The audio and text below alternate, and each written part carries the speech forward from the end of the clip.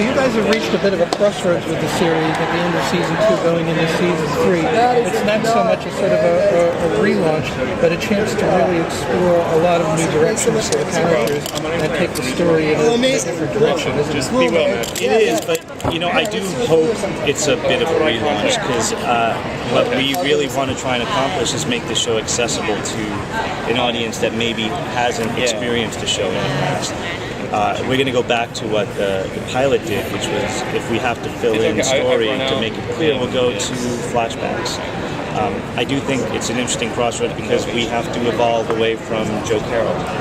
And he's such a huge part of the show, and his character had such a big impact on the series. We want to make sure we can honor that in this season as we try and close out that chapter. What can you tease about how some of the dynamics between the two characters are going to change? I think the biggest, what we're going to do this year is really test whether or not they can get past some of the hurdles that are going to be thrown at them, but in a way that we haven't done in the past, because this year they're dealing with the sins of the past. All the things that they've done in season 1, season 2 are kind of going to come back to haunt them. And that's a nice through line to be able to put into the series that we didn't have before, because we didn't have the history built in. The challenge is, again, doing that and still making it accessible to a new audience. Did it feel like in the second season you guys kind of found your way a little more? From the viewer's standpoint, it felt like to me that, okay, now this is defined. I hooked into it more. It's interesting. It's funny to hear you say that, because we actually struggled with, right in the middle of season 2, the whole cult of it all.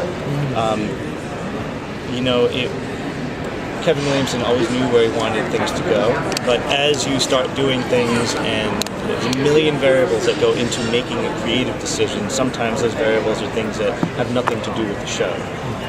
Whether there's availability of actors or whatever it is, and you have to kind of navigate around them. I felt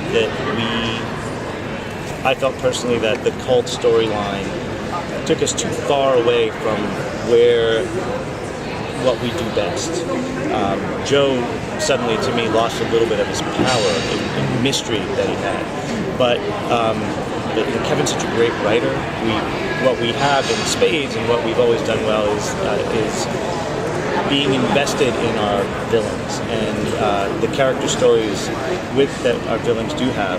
I don't think there's another network show that has good guys and bad guys that actually accomplish that outside, in not genre world, but in the real world.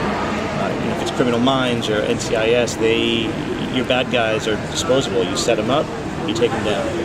And we sort of live in a world where you set them up and you fall in love with them, and then you don't want them to be taken down, and that's where the drama comes from. Do you find that when you took Joe Carroll out of the equation, that you were basically left with a sort of a Joe Carroll-sized hole in the series? Because you can't sort of just pop another sort of bad guy in to replace him, can you? No, that's the $1 million question for us. How do we do that? And we brought in, we have 2 writers who were on staff last year, Alexi Hawley and Brett Mahoney, we were all made co-showrunners this year, and the 2 of them really had a great handle on how to fill that void and how to make that transition. It's the thing that really excited me. This all happened sort of post-Comic-Con in San Diego. We were headed down a different path, and we realized exactly that. It's like, how do we do this, make it satisfying for our audience that is already invested in the show, and at the same time have a new audience understand it, buy into it. And Alexi and Brett sort of pitched me this idea. We went to the network, pitched it to them, and we suddenly realized, okay, we know what it is. I actually think this is the season where we find our stride. At Comic-Con, you had mentioned that you needed Joe Carroll for one more thing to kind of wrap up. Is that still true, or did that change? No, that's absolutely true. That hasn't changed. The dynamic of why we need Joe and the challenges of how we're going to see Joe have not changed at all. It's really the transition out of Joe. There's a lot of ways you can go, and some are more satisfying than others, and some are more predictable than others. There were things we knew we didn't want to do, so we were just staying away from them entirely. And then you realize there's a reason that some things work traditionally. But that's why that's why the writers do what they do. They get in a room and they figure it out, and we talk about it and make it work. I'm excited about it, but that stayed the same. Connie Nielsen was a great curveball. She was like charming us all, and we had no idea. Yeah, but that was part of my thing last year. We originally intended on playing that game a little bit longer. We were going to see Lily and Ryan get into that relationship that was sort of set up in episode 2. And then, again, a lot of reasons why things happened, but at least we got to that reveal in episode 3. You have 15 episodes to sustain. If you remember, we then got rid of Lily for 2 episodes towards the end, just because we were left with this void of we didn't have story to tell. Are there any other guest stars coming up that you can tell us about? Well, we have, right off the bat, we have 2, Hunter Parrish, who was on Weeds, and Ruth Kearney, who this summer I went to go direct a show called Tyrant for FX, and I met her there, and she blew me away. So when I got the first outline, and I saw we needed a young couple, Hunter actually was going to be Luke and Mark. And originally, before we even looked at Sam, and he was always somebody we wanted on the show. Couldn't do it because of schedule, and luckily we found Sam, who everyone knows is incredible. And so we were bringing him in and Ruth, and they're in a relationship, and they'll play a big part.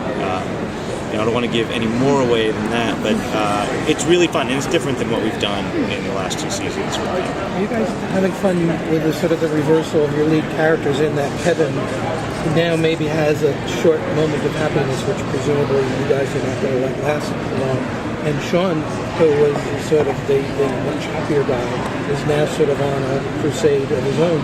So it's not like the characters have reversed positions, but they've certainly evolved quite a bit since season 1, haven't they? They've evolved, but that was calculated. If you go back to the pilot, when Weston talks about Hardy, if you really listen to what he's saying about Ryan Hardy, everything he says then sort of applies to him now. And all the things that he felt about Ryan and the things he felt Ryan was doing wrong are the same mistakes he's making now. Because he's making choices in season 3 emotionally.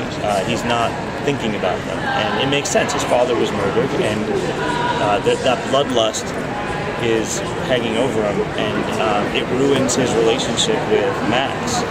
That we thought we got to a really good place at the end of last year. You earned that moment when they kissed, and I think everyone was rooting for that. We're going to come back a year later and see that they're not together. We will go back and see flashbacks as to what happened, but it's going to give you. Again, I loved that part of the story last year. Not the Mike struggling with the killers, but Mike, the potential of Mike and Max, and because we have that history.